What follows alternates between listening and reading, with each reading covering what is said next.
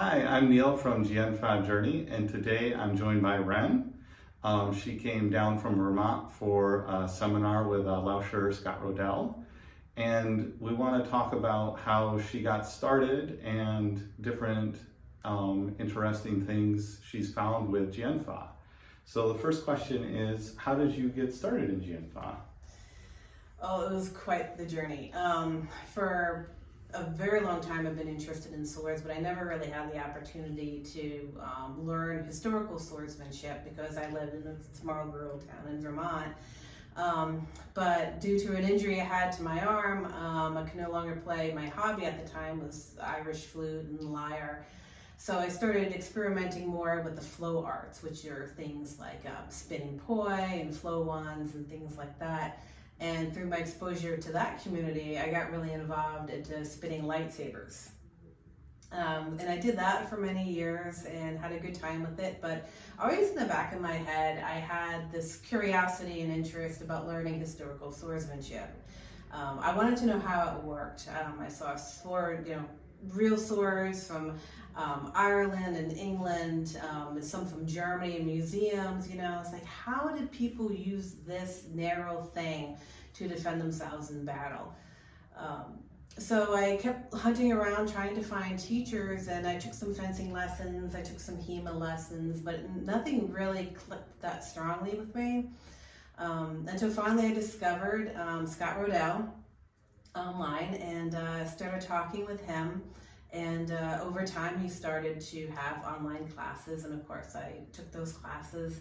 And in the beginning, it was very challenging because it was so different from anything, completely different from lightsaber spinning. Very different from any of the flow arts that I've done and toyed with. Different from HEMA. It was almost counterintuitive to me. So it took me I would say a solid 1.5 to 2 years to really kind of understand a lot of the concepts and what is actually happening with Jianfa and Daofa. That's really interesting.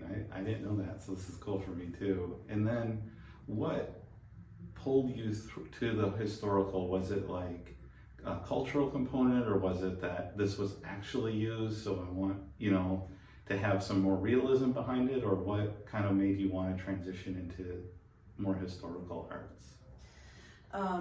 I wanted to know more the realism part of it, how using a human body, you got 2 hands or at least 1 hand, how did you make this weapon work for you? It seemed to be just a lot of body mechanics and geometry was involved, there was a mystery about it that I wanted to know. I just wanted to unravel it because it was so hard for me to figure out how these things were done. I also was a LARPer, so I did a lot of playing around with foam swords. And when you engage with someone, LARP is pretty much whack-a-mole for the most part, unless you happen to be fighting someone who has some fencing skill. And during that time, it really kind of made me wonder, okay, when a person's coming down at my head like this, what is the best way? And a lot of times your natural instinct was not the best solution. And that really fascinated me, why the things that we just automatically wanted to do really was not the best thing in a sword fight. How do people figure that out? How do you train that out of your body and train in this very, what's the word I'm trying to find? This counterintuitive motions. Yeah, that's definitely a challenge, I think, in martial arts. The natural instinct is often pulling away, running back, and that kind of thing. And a lot of times going towards is really the answer, but it really is counterintuitive. And it's like, and it is amazing how people have gone through and worked that out, that this is a good way of dealing with that. And one of the questions too I wanted to ask is, in Vermont, you don't really have anyone to practice with, right, on a regular basis. And I've mentioned I've been fortunate that Bob and I got started with Jianfa at the same time, so we had each other to grow with. But then how has that been, and what kind of challenges have you encountered, and how have you dealt with having to deal with that? Yeah, it is frustrating. Yeah, I definitely have to say that, because not only do you have a lack of another person that you can work with, there's also a lack of community as Mm-hmm. well. So much is online, which is good. Absolutely. It's definitely better than nothing. But would I love to have a place like this in Vermont where I could go almost every day and interact with people and practice with people? Absolutely. Mm-hmm. So it is a challenge, but it's definitely not a deal breaker. Will it take longer to get to where I want to be? Yes, by a million years. But I enjoy it. I enjoy the practice of it. And you definitely get a lot of growth being by yourself. And I'm curious, is there anything you found that's like very productive in solo practice that helps that I would be happy to emulate? Well, you kind of get creative in ways of practicing. I have a boxing dummy that I bought that has a swinging arm, and I tied various different kinds of bamboo sticks to it so I can maneuver it in different ways to practice different kinds of deflections.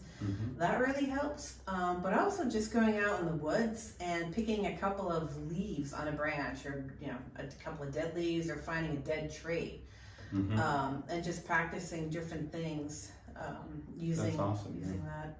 Yeah, that's awesome. Those are some great ideas. And then one last question. Bob and I only do Jianfa.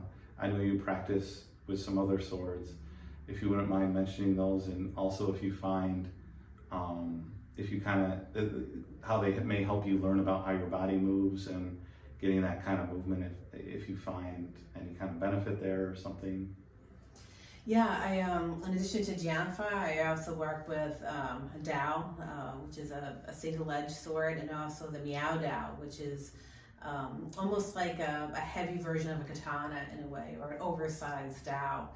And I especially love the Miao Dao. That's really interesting. It's two-handed, and it really makes you turn your waist just to move that sword around in certain ways, and also because you have it by two hands as well.